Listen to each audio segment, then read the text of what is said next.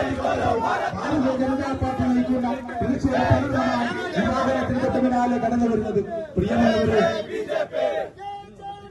പ്രിയമുള്ളവരെ രാഷ്ട്രീയ എതിരാളികളെ അക്രമവും ഗുണ്ടായുസം കൊണ്ട് ഇല്ലാതാക്കാമെന്ന നയം കൈമുതലാക്കി ഗുണ്ടാവിളയാട്ടം കൊണ്ട് ഭാരതീയ ജനതാ പാർട്ടിയെ പയ്യന്നൂരിന്റെ മണ്ണിൽ നിന്ന്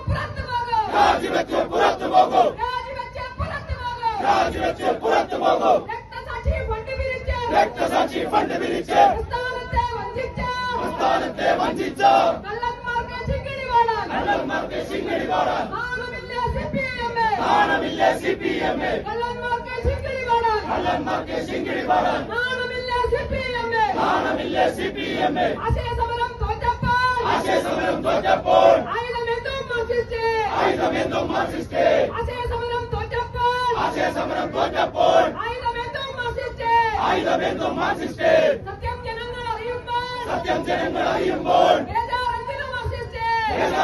മാർക്സിസ്റ്റ് സത്യം ജനങ്ങൾ അറിയുമ്പോൾ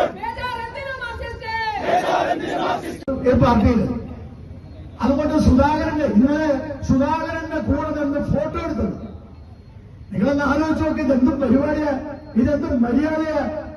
സുധാകരന്റെ കൂടെ നിന്ന് ഫോട്ടോ എടുത്തതിന് ജീവിതത്തിൽ ഇന്നുവരെ CPM മാത്രം വോട്ട് ചെയ്ത റംഷാദ് എന്ന് പറയുന്ന ആ മനുഷ്യനെ ഞാൻ ഇന്നലെ ഫേസ്ബുക്കിൽ കണ്ടു. അയാളെ തെറിയോട് തെറിയ അയാൾ അവസാനം അയാൾ BJPക്കാരെ വിളിച്ചിരിക്കുക എന്നെ രക്ഷിക്കണം എന്ന് പറഞ്ഞ റംഷാദ്. നിങ്ങളൊന്ന് ആലോചിച്ച് നോക്ക്. ആകെ കോൺഗ്രസുകാരുടെ കൂടെ നിന്ന് സുധാകരന്റെ കൂടെ നിന്ന് ഒരു ഫോട്ടോ എടുത്തു. ഇന്നലെ കഴിഞ്ഞ ദിവസം കണ്ണൂരിൽ നടന്ന പരിപാടിയിൽ ഇവർക്ക് എന്തും ചെയ്യാം, ഇവരോട് ആരും ചോദിക്കില്ല, ഇവർക്ക് എന്തു വേണേലും ചെയ്യാം, അങ്ങനെ എന്തു വേണേലും ചെയ്യാം എന്നൊരു സമീപനമാണ് മാർക്സിസ്റ്റ് കമ്മ്യൂണിസ്റ്റ് പാർട്ടി ഇപ്പോൾ സ്വീകരിച്ചിരിക്കുന്നത്. അതുകൊണ്ടാണ് കണ്ണപുരത്ത് ശ്യാമപ്രസാദിനെ ഹൈക്കോടതിയുടെ ഓർഡറുണ്ട്. ശ്യാമപ്രസാദിന്റെ ബന്ധം ഇവിടുത്തെ മുസ്ലിം തീവ്രവാദികൾ കൊന്ന ശ്യാമപ്രസാദ് എന്ന് പറഞ്ഞ ആ യുവാവിന്റെ മരണം, അതിന് ആ കൊലപാതകം, അതിന് ഒരു സ്പെഷ്യൽ പ്രോസിക്യൂട്ടർ വെക്കണം. സംസ്ഥാന ഗവൺമെന്റ് നിരസിച്ചു. ശ്യാമപ്രസാദിന്റെ അമ്മ ഷൈമ ഹൈക്കോടതിയിൽ പോയി ഓർഡർ മേടിച്ചു.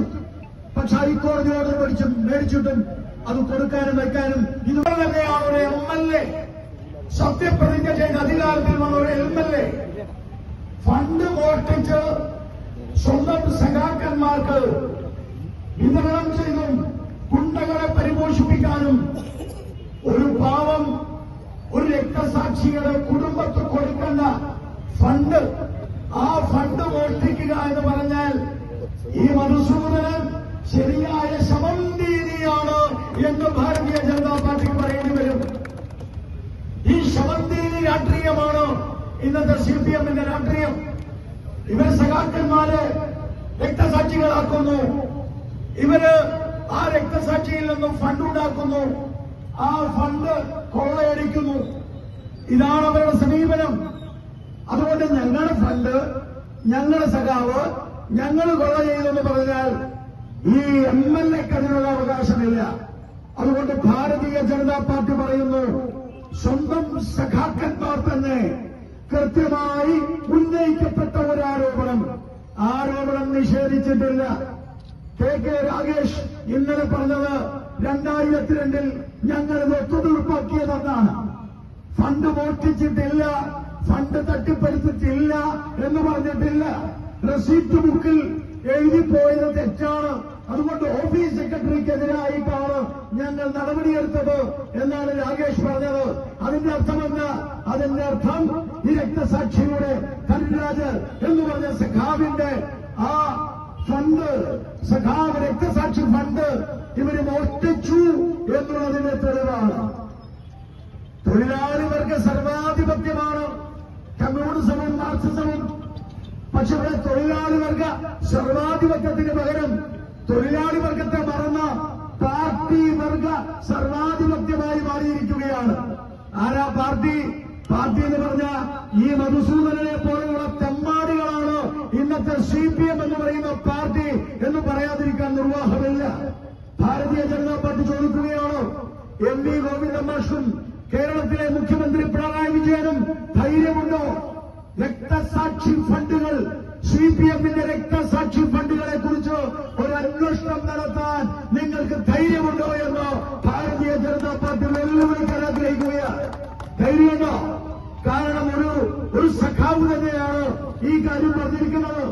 രക്തസാക്ഷിയുടെ ഫണ്ട് ശവന്തേരി മധുസൂദനൻ അടിച്ചു മാറ്റിയത് പറഞ്ഞത് ഒരു ജില്ലാ കമ്മിറ്റി മെമ്പറാണ്.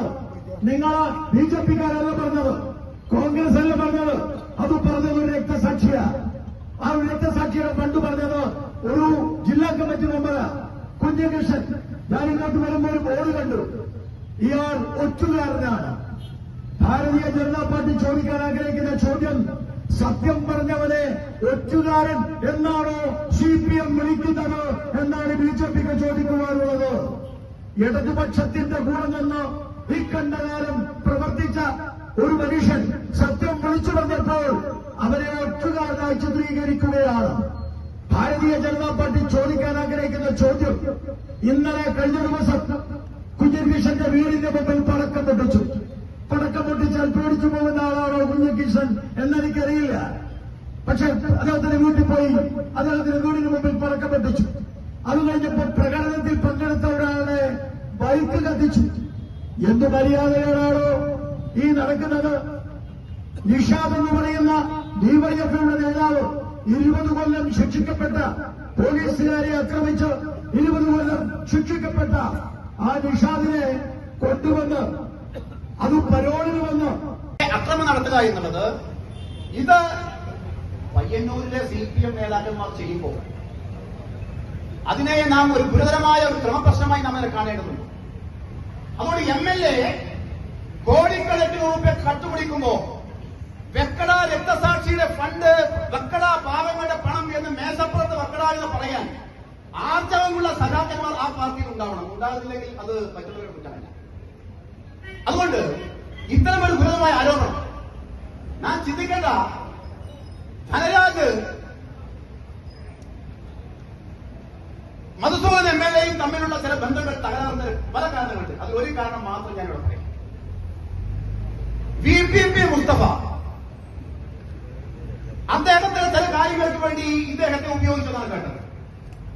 ധനരാജിനെയും ധനരാജിന്റെ ടീമിനെയും ധനരാജിന്റെ വാഹനത്തെയും VPP മുസ്തഫ അദ്ദേഹത്തിന്റെ നാട്ടിൽ മുസ്ലിം ലീഗുകാരെ ആക്രമിക്കാൻ, അവരുടെ സ്ഥാപനങ്ങൾ തകർക്കാൻ വേണ്ടി ഉപയോഗിച്ചതാണ് കേട്ടത്. അതും മധുസൂദനും തമ്മിൽ ചില ബന്ധങ്ങൾ തകരാൻ കാരണമായിട്ടുണ്ട് എന്ന് പുള്ളി വസ്തുത. ഞാൻ ഇത്രയേ സഖാക്കന്മാരോട് ചോദിക്കുള്ളൂ. CPMന്റെ നേതാക്കന്മാർ, സഖാക്കന്മാരുടെ CPMന്റെ നേതാക്കന്മാർ ഒരു കാര്യം ചോദിക്കും. ഞങ്ങൾ BJP നിരവധി ചോദ്യങ്ങൾ അവരോട് ചോദിച്ചിട്ടുണ്ട്. ഒന്നിനു പോലും മറുപടി പറഞ്ഞാൽ ഒരു ചോദ്യം മാത്രം. ധനരാജ് കൊല്ലപ്പെടുമ്പോൾ അദ്ദേഹത്തിന് CPM അംഗത്വം ഉണ്ടായിരുന്നോ എന്ന് മാത്രം ഒരു ചോദ്യം നിങ്ങളോട് ചോദിക്കുകയാണ്. ഏതായാലും പ്രിയമുള്ളവരെ, ഒരു MLAക്ക് നേരെ ഉയർന്നിരിക്കുന്ന ഇത്തരം ഗുരുതരമായ ആരോപണം, ആ ആരോപണത്തിന്റെ അടിസ്ഥാനത്തിൽ അദ്ദേഹത്തിന് നേരെ കേസെടുക്കണം, വിജിലൻസ് അന്വേഷിക്കണം എന്നാവശ്യപ്പെട്ടുകൊണ്ട് ഒരു MLA നയിക്കുന്ന കൊട്ടേഷൻ സംഘം അത് ജനാധിപത്യത്തിനും നമ്മുടെ സമാധാന ജീവിതത്തിനും ഭീഷണിയാണ് എന്നുള്ള കാര്യം ഉൾക്കൊണ്ടുകൊണ്ട് അതിനെതിരെ ശക്തമായ നടപടി സ്വീകരിക്കണമെന്ന് ആവശ്യപ്പെട്ടുകൊണ്ടാണ് BJP MLAയുടെ ഓഫീസിലേക്ക് മാർച്ച് നടത്തിയിരിക്കുന്നത്.